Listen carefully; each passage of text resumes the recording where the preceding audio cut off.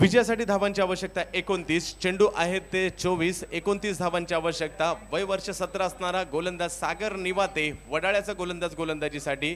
पहिला चेंडू आणि अतिशय वेगवान पद्धतीने आणि पहिल्या चेंडूवर मात्र ज्या वैभवच्या विकेटची तलाश होती तोच वैभव मात्र बाद होतोय.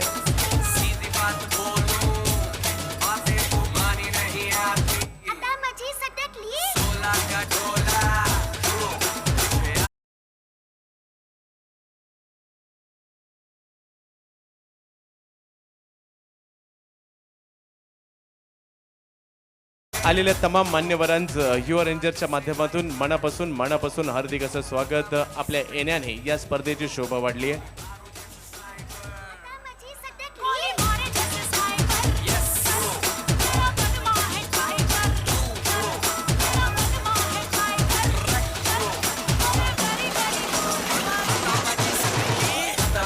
तर राधेनाईन आपले पाठीराख्यांना विनंती, थोडंसं पाठीमागे व्हायचं आहे.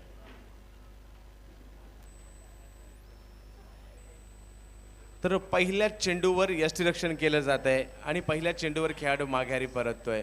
आता यामध्ये सचिन राणेचं कौतुक करावं तेवढं थोडंच आहे, कारण थोडीशी संधी होती, थोडासा स्पार्क होता आणि त्याला या ठिकाणी रूपांतरित केलंय आणि बाद केलाय खेळाडू. विक्रम झाला 2 चेंडूमध्ये 12 धावांची आवश्यकता असताना मात्र या ठिकाणी ज्या वैभवने ही करामत केली तो वैभव माघारी परततोय.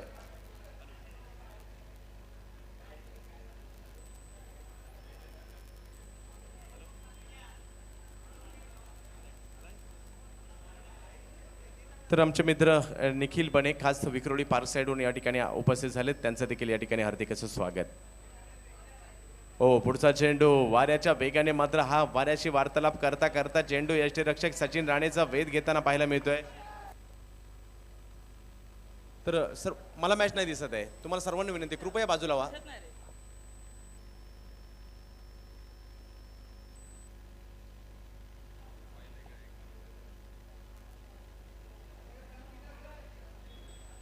तर फलंदाजीसाठी मनीष सागर निवाते वय वर्ष 17.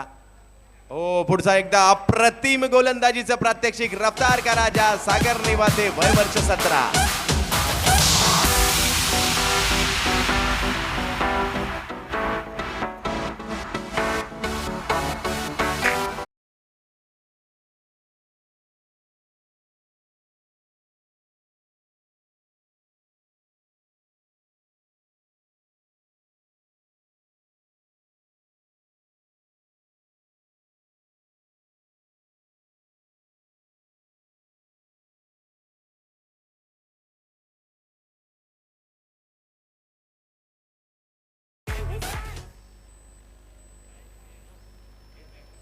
Eight Packer versus RM rainbow.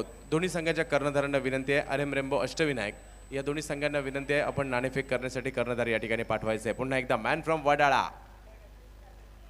No ball या ठिकाणी घोषित केला जातोय. वेग वाढवण्याचा प्रयत्न, नो बॉल देऊन गेला. 1 धाव अतिरिक्त मिळेल. 2 धावांनी संघाचं अकाउंट ओपन होत आहे. सागर निवाते. आता वडाळा म्हटलं की RM रेम्बो येतं, वडाळा म्हटलं की सूरज येतं, वडाळा म्हटलं की बबली येतं, वडाळा म्हटलं की नक्कीच ओमकार हळदणकर, वडाळा म्हटलं की पदी येतं. अशी कितीतरी नावं वडाळा सहकार नगरमधून येतात, परंतु हे नवीन नाव सर्वांचं लक्ष वेधून घेत आहे. हो, पुढचा चेंडू आणि अप्रतिम झेल पकडला जातोय घनश्याम शिंदे पप्पूच्या माध्यमातून.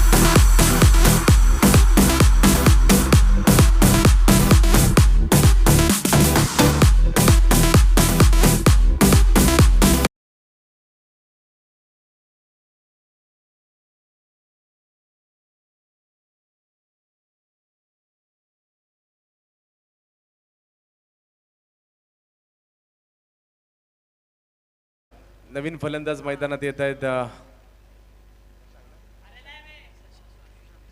सुशांत माफ करा, सुशांत फलंदाजीसाठी मैदानात दाखल होत आहेत. पहिल्याच षटकात मात्र 2 अल्पेश आणि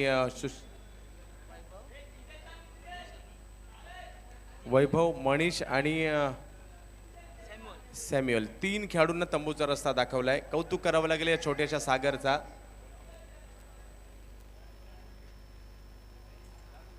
धावसंख्या झाली 2 धावा. सागरने वय वर्ष 17 असणारा हा अंडरम क्रिकेटच्या क्षितिजावर उगवलेला एक रफ्तारचा राजा अर्थातच सागर.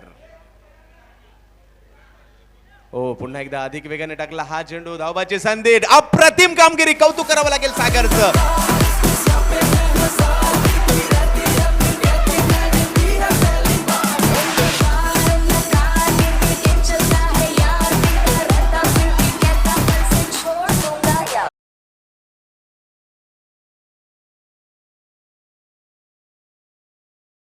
सागरसाठी जोरात टाळ्यांचा गजर करूयात. अप्रतिम कामगिरी, फॉलो थ्रू मध्ये त्याने केलेला रनआउट लाजबाब होता आणि अधिराज्य गाजवतोय. पहिल्या मॅच मध्ये मॅन ऑफ द मॅच घेतला. याही मॅच मध्ये पाहिलं तर पहिल्याच षटकामध्ये 4 खेळाडूंना तंबूचा रस्ता पकडावा लागला आणि समीर चव्हाण यांच्याकडून आणखी एक विकेट घेतली तर 500 रुपयाचं पारितोषिक असणार आहे. पाहूया सागर. तर सागरने मात्र अंबरनाथची गोलंदाजीची शैली आत्मसात केली आहे. म्हणजे आता मुंबईचे खेळाडू देखील अंबरनाथची गोलंदाजीची शैली आत्मसात करू लागलेत. नुसते आत्मसात केली नाही तर हुकूमत गाजवतोय. अंबरनाथ शैलीने मात्र सर्वांना भुरळ पाडली. गेल्या 10-12 वर्षापूर्वी चिकूने सुरुवात केली, तदनंतर साई आला, तदनंतर भूषण आला आणि या गोलंदाजीने मात्र तदनंतरच्या काळामध्ये मुंबईतील गोलंदाजांना देखील भुरळ पाडली आणि आज मात्र सागर त्याच पद्धतीने गोलंदाजी करतोय. सागर 2 धावा धावफलकावर आहेत. 4 खेळाडू तंबूच्या आश्रयाला ठाणे संघाच्या. हो पुन्हा एकदा अप्रतिम वाऱ्याच्या वेगाने चेंडू आणि टाळ्यांचा गजर सागरसाठी झाला पाहिजे. 5 खेळाडू आणि 500 पारितोषिक या ठिकाणी मिळवतोय समीर चव्हाण यांच्या माध्यमातून दिलं गेलेलं.